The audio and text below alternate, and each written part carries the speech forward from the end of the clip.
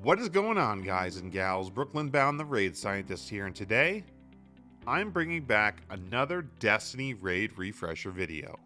Today, we're going to get you ready to take on King's Fall in Destiny 2. Yes, that's right, King's Fall. Oryx, the Taken King himself, is returning in Season 18 of Destiny 2, and it's going to mean a lot of people need to refresh themselves on how to do all the encounters. Or maybe teach those of you who have never done it at all. So that's what this video is going to do. We had a ton of success when we did the refresher video for Vault of Glass, so if this is your first time visiting my channel, feel free to check out all the other raid guides, and if you like the content, please consider subscribing to join our community. And if you're already subscribed, thank you for your continued support. Before we get into the encounter summaries, let's make sure we go over a few key points up front. First, we know that from the Vault of Glass re-release in Destiny 2 and Joe Blackburn, that the sanctity of the original raids would remain intact, but they do need to make some modifications to smaller things like enemy types, spawns, etc. in order to accommodate for the Destiny 2 gameplay, abilities, subclasses, weapons, etc. Second, this is a refresher video, and it's simply going to remind you of how to perform the raid as it was in Destiny 1. Be advised, based on what we saw with Vault of Glass, Bungie likely will make some changes to the mechanics in some of the encounters, and we won't know what those changes are until launch day. Expect a full up-to-date guide on the Destiny 2 version of King's Fall on my channel right after it goes live.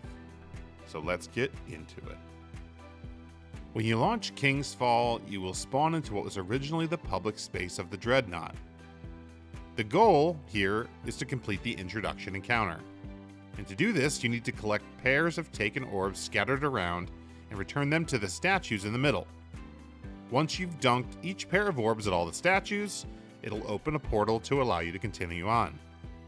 The way this encounter was typically done was to designate 2 guardians to stay in the middle entrance area to clear ads, and to help open up the barriers. Then, send 2 pairs of players each to the left and right sides respectively to go and collect the orbs and bring them back to dunk them in the middle. The key mechanics to understand here is that each time you pick up a taken orb, taken barricades will spawn on your respective side, preventing you from returning back to the middle. Therefore, you need a guardian to escort you to help clear out the phalanxes and the thrall, as well as to shoot down the barricades and allow you to pass. The 2 players in the middle can also help clear the barricades if necessary, especially the ones that are closest to the middle area. Secondly, you also need to remember that the orbs picked up from each side need to be dunked at the same statue together. So you need to communicate with the other orb holder or collector on the other side when you are picking up your orb, so that you're both getting back to the middle around the same time for the most part, and then as you approach the statues to dunk them, you can do it together. Then, you'll each head back to your sides to go get the next orb and repeat. Each time, the orb you need to collect is a little further from the middle, meaning you have a little bit further distance to carry them back. You'll keep repeating this until you've cleansed all the statues. And that's really it.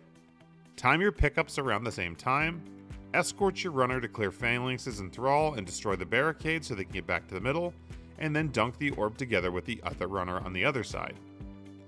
Once the portal spawns, you can head through it and get ready for the first major platforming section of the raid, the tomb ships. This jumping section is pretty easy, honestly, as long as you know which ship to jump on next, and which ones are baiting you. So essentially it's a little bit of a memory game, but once you get it down, the pattern is always the same.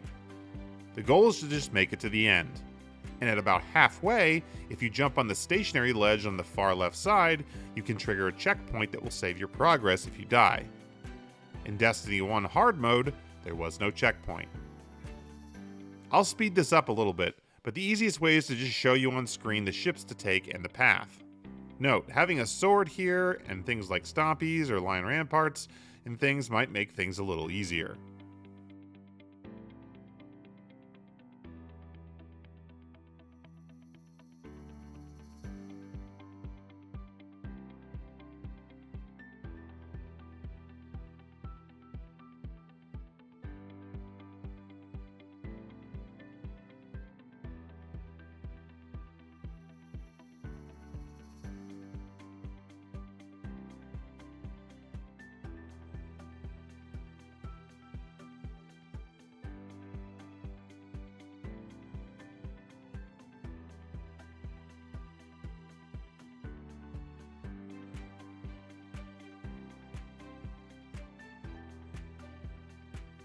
Once you make it past these ships, there is one final ship to take you across the final chasm.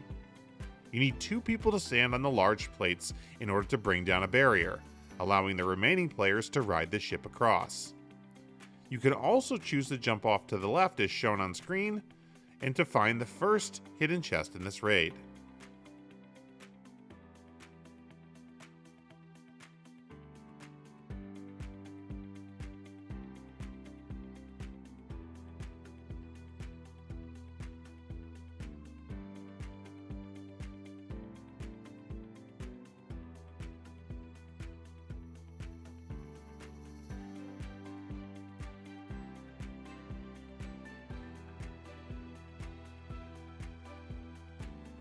Once collected, you need the players who made it across to step on the plates on the other side to finally allow everyone to progress forward to the end. Take the lift up and get ready for the first major combat encounter of the raid: Totems. To prepare for Totems, everyone should be on ad-clearing supers and ad-clearing weapons. There is no boss here, but you will have some wizards and orange and yellow bar sword knights to deal with. I think it's probably safe to assume we could see some champions here in the Destiny 2 version. The goal of Totems is to completely charge the large door in the back middle of the room to open it. There are hive symbols on the sides indicating how much you've charged it, and they will light up starting at the bottom to the top as you progress. To charge the door, you have to deposit a buff called Deathsinger's Power onto the large plate on the ground in the middle of the room. So how is this done? You'll need to split your team up into 2 groups of 3, a left team and a right team. Each team will be performing the exact same mechanics independently on each side of the room. Essentially, you're going to be working in a rotation. So, in the caves on the left side and the right side of the room is a totem plate that must be stood on. This is the Annihilator totem. If at any point during this encounter, someone is not standing on each of the totems, they will turn red and eventually wipe the team. To make this more complicated, the caves where the totems are located have a cloudy mist present in them that will damage you and kill you if you stand in it for too long. So, you'll need a special buff to keep you alive while you're in the misty room standing on the totems. This brand of weaving spawns as a taken orb on each side at the beginning. It should be picked up by 1 player each, and once picked up, the player holding it will be able to hold it for 30 seconds, and anyone standing in the aura will be safe from the damaging mist. Once the 30-second timer is up, the buff will automatically swap to another player who is standing in the aura. If there is no other player standing in the aura, the buff will go away and the taken orb will respawn back at the cave entrance to be picked up again. In addition, once the 30-second timer is up, you will lose the aura, but you will have gained 10 stacks of Deathsinger's Power. Remember that this is the charge that you need to deposit on the plate back at the entrance in the middle of the room to decrypt the symbols on the big door and progress the encounter. So when this transition happens of losing the aura buff and getting Deathsinger's Power, the player will then run out of the cave to the middle of the big main room and stand on the plate to get rid of it. Then, they will head back to the cave and repeat the rotation. So essentially, each team of 3 will have a rotation on both the left side and the right side that looks something like this. 1 player grabs the buff and heads to the totem in the Misty Cave, and 1 other player goes with them so they can be ready to have the aura transfer them after 30 seconds. And the 3rd player will stay in the middle and help clear the thrall and the knights. Then, once the first player that has the aura's timer reaches 0, it'll transfer the aura to the other player that's with them, and the player who lost the aura will now have Deathsinger's Power times 10. So they'll run up to the middle to deposit on the middle plate by standing on it for long enough. And the person that was in the middle clearing ads will now head down to the totem so they can get ready to get the aura buff from the player who is still down there on the totem. Then, keep passing the aura to the next person, head to the middle to deposit Deathsinger's Power, head back, and repeat. You'll need to do this a total of 10 times per side to finally complete the encounter. A few final notes. When you are down in the Misty Cave standing on the totem, Boomer Knights will spawn up on a ledge about every 30 seconds. Make sure you burn them down quickly. Secondly, when you're in the middle depositing your Deathsinger's buff, tons of Thrall Sword Knights will spawn that you'll need to focus on, as well as some solar shielded wizards. Make sure you keep up with the ads at all times, and you call out if the Sword Knights try to sneak down to the cave area to attack the players that are standing on the totems. Finally, if you ever die with the Aura of Weaving, it'll respawn as an orb near the cave entrance, and it will need to be picked up again quickly. Keep at it, and you'll eventually finish and open the door to the first boss.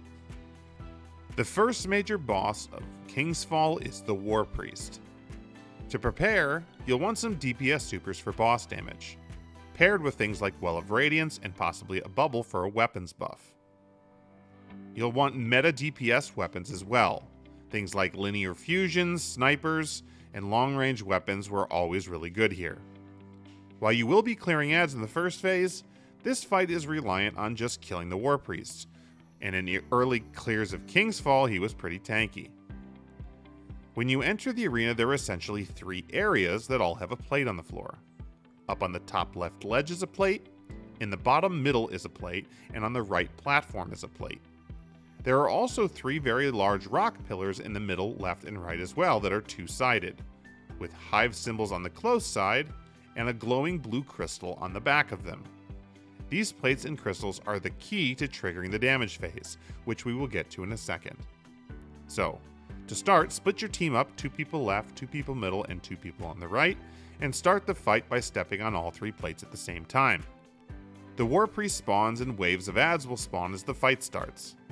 Stay out of line of sight as best as possible from the Warpriest cannon, because the ads will start to get progressively harder and having him shoot at you can be a pain. Eventually you'll get some wizards and then a yellow bar knight in each area. Once all 3 knights are dead in each area, you will see a tooltip on screen that says Glyph Sequence has started, and this is when you know that it's time to trigger DPS. To do so, you'll need to step on all 3 plates, but in a specific order. One person will need to get into a position that they can safely see the backside of the rock pillars with the glowing blue crystals. When the glyph sequence starts, those crystals will glow brighter blue and light up to designate which plates need stepped on.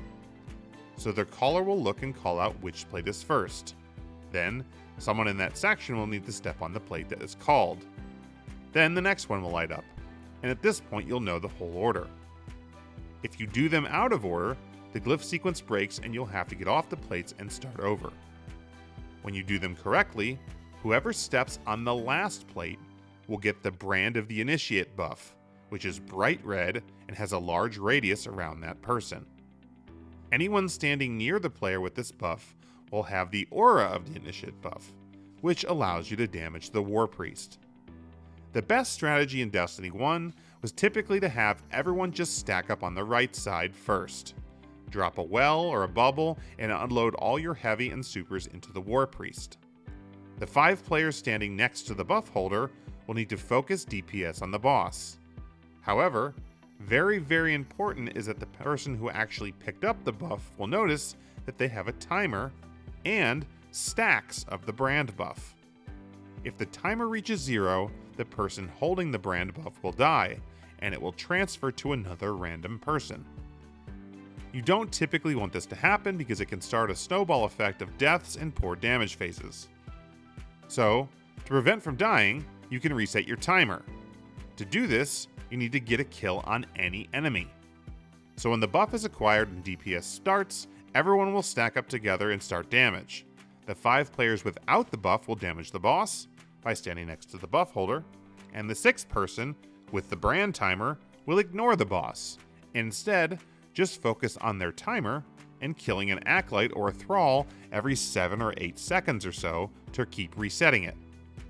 You can reset your timer 5 times, and as you do, the stacks of Brand of the Initiate will drop.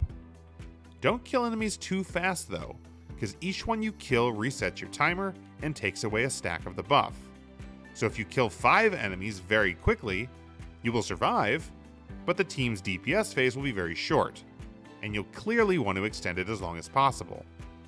Also note that the acolytes and thralls do like to hide, so make sure your head is on a swivel so you can find them and kill them before your stack timer gets to 0. Now, after all the stacks of the buff are gone, if the Warpriest is still alive, he will attempt to wipe the raid by doing a super attack. The only way to survive this attack is to hide behind the big rock pillars. The room will start to glow white, and you'll notice that these pillars will provide a shaded area. The shaded area prevents you from dying. Once his attack is done, it'll remove one of the pillars completely and you'll need to repeat everything again, going back to your assigned area, clearing ads, and triggering the damage phase again. This mechanic of removing the protection from his super attack is what limits the number of DPS phases you can do, because eventually he'll have removed them all, and when you have no way to survive his attack, you will wipe. So while going to the right platform was often preferred for the first damage phase, if he takes that pillar, you'll then need to DPS from the middle the second round. Then, usually the middle section for the third round too, because you really only get 3 DPS phases to kill him, or you'll have to wipe since the protection pillars will all be gone. Once he falls, collect your loot, jump through the portal, and head into Golgoroth's cellar maze. The maze is pretty easy. See the drawing I created in about 30 seconds on screen to advance.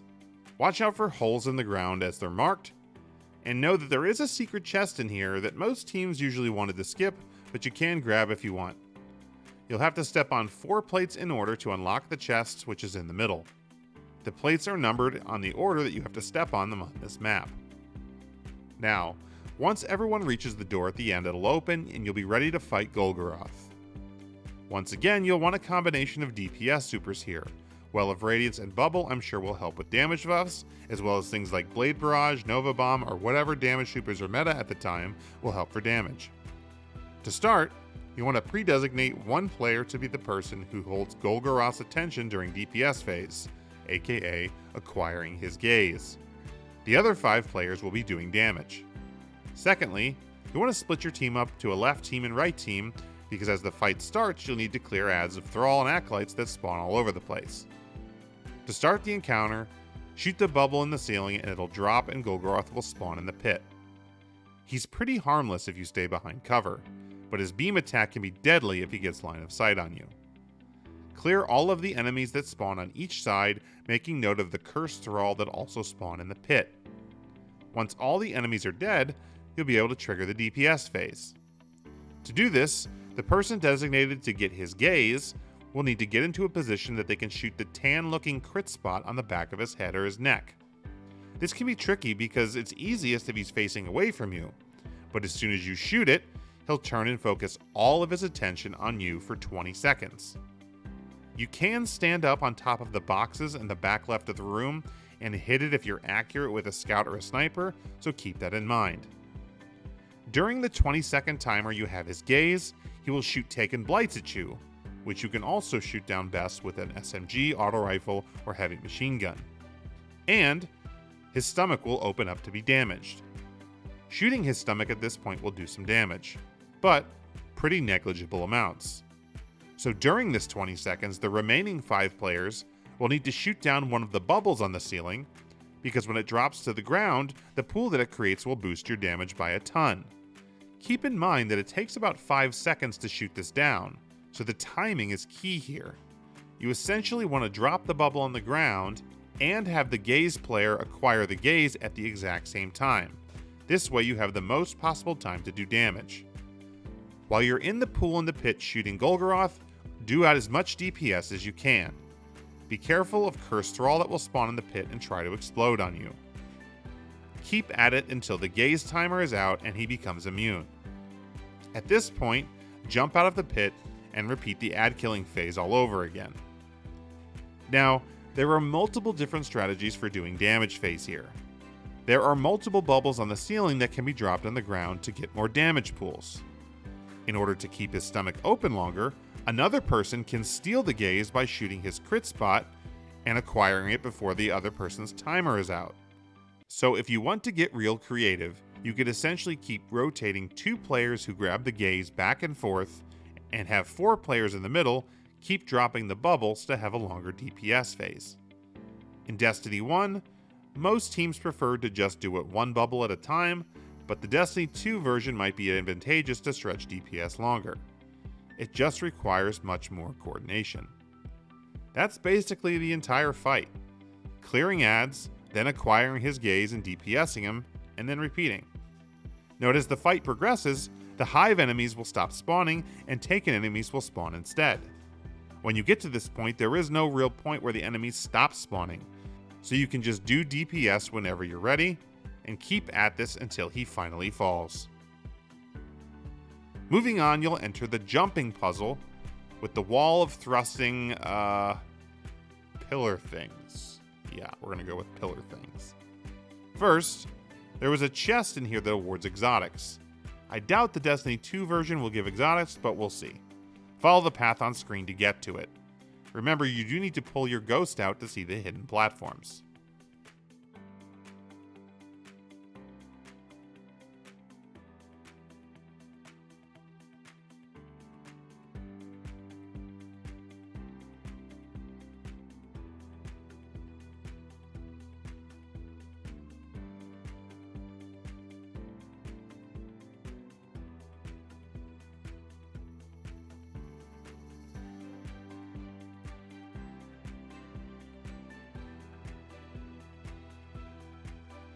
Then, there was two main ways to escape the room, the sword way or the intended way.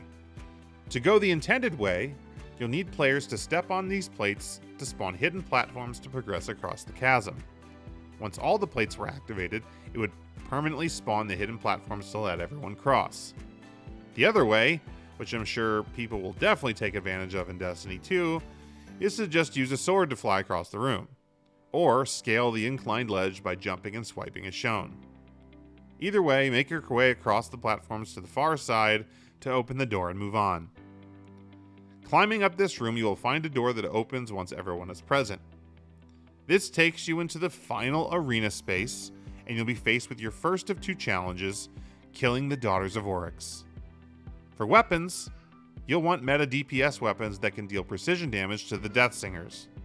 In Destiny 1, if you didn't have the Touch of Malice exotic, things like snipers were key here. But I can also imagine linear fusions being big as well. Next, you need to understand the plate mechanics. There are 4 plates around the room, and you'll notice an orb or an objective above one of them. Then, one person will be chosen randomly to be torn between dimensions, and will be attempting to get up and get that orb and claim it. To do this, the players not chosen, or not taken, need to jump on the plates in a specific order, and this will spawn hidden platforms that the taken runner can use to jump on. Now, the order that the plates need to be activated is always counterclockwise from the plate with the objective above it. So the first plate stepped on is the first plate counterclockwise from the objective plate. The taken player and non-taken player will jump on this plate to activate the first set of platforms to spawn. Then, once that first plate is activated, the remaining plates have to be jumped on in order to have all of the hidden platforms spawn for the taken runner. If you jump on the plates out of order, the hidden platforms won't spawn correctly and the runner won't be able to reach the orb. The runner should jump from plate to plate until they reach the last one at the top and claim the taken orb. During this time, the players who have jumped on the plates must stay on them until their runner reaches the top. So focus on ads and watch for Vandal snipers spawning behind you. Now there is 2 main ways to organize players jumping on the plates. Either assign players to get a specific plate, aka the same plate every time, or have players rotate and always get the same ordered plate every time. Just know that each round of damaging the sisters, a new player is chosen randomly to be the runner, so you'll have someone to fill in if the chosen player was getting a plate. And know that the location of the objective orb will change each round as well. Now that was a mouthful. Essentially, identify where the objective is, and that is the last plate. Then, counterclockwise from that last plate is the first plate that needs stepped on. Then, the remaining plates, 2, 3, and 4, need to be jumped on counterclockwise in order from that, so that the runner can spawn all the platforms up in a spiral staircase fashion all the way to the top. Now, once the runner has reached the orb, they'll use it to slam one of the Deathsingers to make them damageable. You can slam either one, but it was typically preferred to slam the one that wasn't singing, first, aka the one that isn't red, because they're just not moving as much and they're easier to shoot. Once the runner takes the orb, runs down or jumps down and slams it on the Deathsinger by holding Interact, everyone should then group up at a pre-designated spot with the runner and unload damage into the Deathsingers that is damageable. It's very important to know that the two Deathsingers have to be killed in back-to-back damage phases. So in early onsets of this raid, if you can't one-phase each of them back-to-back, you'll need to make sure you do damage to one, then damage to the other, and keep whittling them down back and forth until they are both low, and then in one round kill one of them, and then in the next round kill the other one. If you kill one of them, and then don't kill the other in the next round, you'll wipe to the Deathsinger super attack. The time you have until this wipe attack happens starts at the beginning of the running phase, so the longer it takes you to do the plates and collect the buff, the less time you'll have for damage. Once the timer is up, the Deathsingers will do their attack and kill anyone not standing in the white aura that is around the person who is the runner. So essentially for DPS, stack up in one spot with the runner, do damage, and then stand in the aura while the super attack happens and the room glows white. And then you'll repeat the running phase again. A new player will get taken, the orb to collect will be in a new spot, and the timer will start immediately, so you gotta coordinate who's getting to the plates very quickly. Pay close attention so that you always jump on the plates in the new counterclockwise order, and once both singers are dead, you'll finally get your loot and be ready to take on Oryx, the Taken King.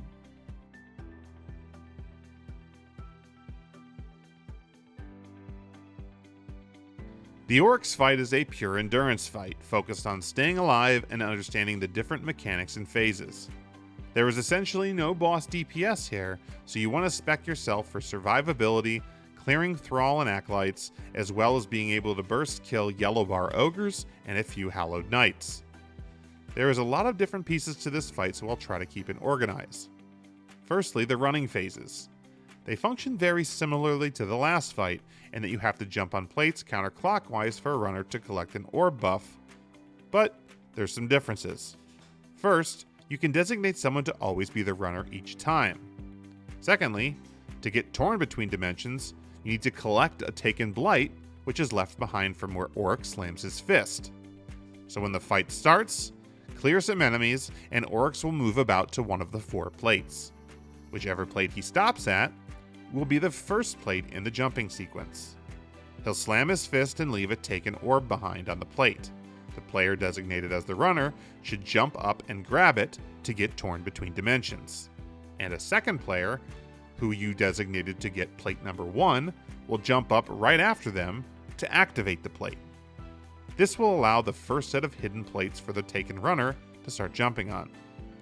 Then, counterclockwise from this plate, player designated for plate number 2 should jump on that plate next. Then, player designated for plate number 3 should jump on theirs. And then finally, player designated for plate number 4 should jump on theirs. Yes, in Destiny 1, I know you didn't really need to get the 4th plate, but for the sake of this explanation, let's just pretend you did. As the runner is running and jumping from the platforms to reach the objective orb, ogres will spawn next to the plates in the same order they were activated. You must focus and kill these ogres as soon as they spawn, because whenever they die, and wherever they die, they will leave behind a large taken blight, which is essential for damaging Oryx. Do not approach this blight yet until the damage sequence is ready a little later. Stay alive on your plate, helping kill the ogre on the other side if needed. Finally, wait until you hear the runner shout that they finally reached the top and grab the orb, and at this point you can get off your plate and head to the middle. If you jump off too early, the hidden platform the runner uses to reach the top will despawn. Now, at this point, everyone will group back together and work to do 2 main things. 1, clear ads, and 2, help the runner kill a special shielded knight that spawns called the Vessel of Oryx.